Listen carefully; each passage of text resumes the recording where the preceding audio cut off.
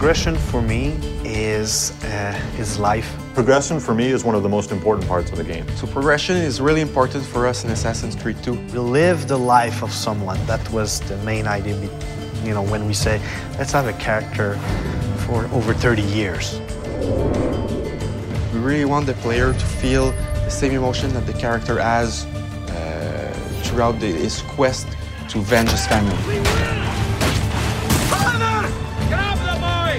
I'll kill you for what you've done! Our game begins in 1476 and it ends in 1503. So it's a considerable span of years for a video game. It's the height of the Italian Renaissance. This is when the most beautiful paintings, the greatest sculptures, the most wonderful architecture are all being built and created. And at the same time, it's a period of political intrigue and drama and violence as well. What do you want, Fieri? So many things.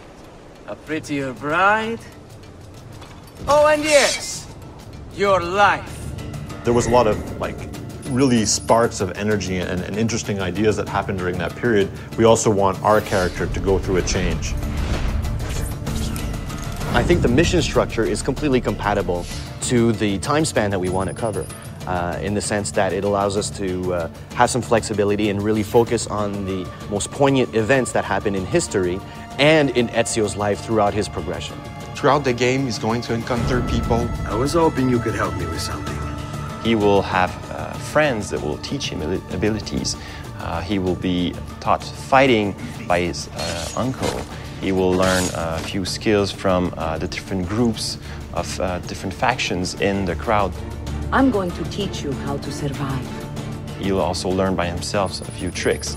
And this will make sure that the player progresses in the game in a way that always varies the experience. If your character isn't evolving and it's not, you're not looking, oh, what's my next new toy, or what's the next thing that I'm going to get to play with, the game will feel stale. So it's very, very important that the game feels refreshing. You know, every new mission that you play, there's something to look forward to at the end of it. The more and more the game progresses, the more and more anger he has, and the more he has to let out that anger. So the moves just keep coming and coming and coming on what he can do with the different weapons that he has. You start with just basic sword attacks and the ability to defend yourself. And then we introduce disarming and counter kills, and then from there it all opens up.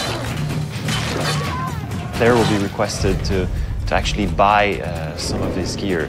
For example, we have the armors, which will give him more health points, hit points in general. He starts with various sets of armor, first one being just leather armor, and then it moves throughout more metal armor, provides him more protection. In AC1, we sort of gave the player, without any choice, this is what you're going to learn next. Whereas in AC2, the player has much more choice. Since such a large part of Ezio's story is him, you know, answering the question, who am I and what am I doing here and what's my purpose? You can't answer that question in a year or two. You know, it takes the span of almost his entire life.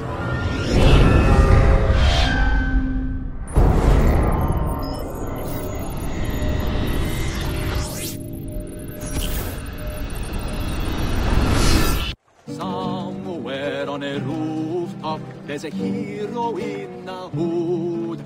Fear him not, lest you who have sinned, for his cause is good.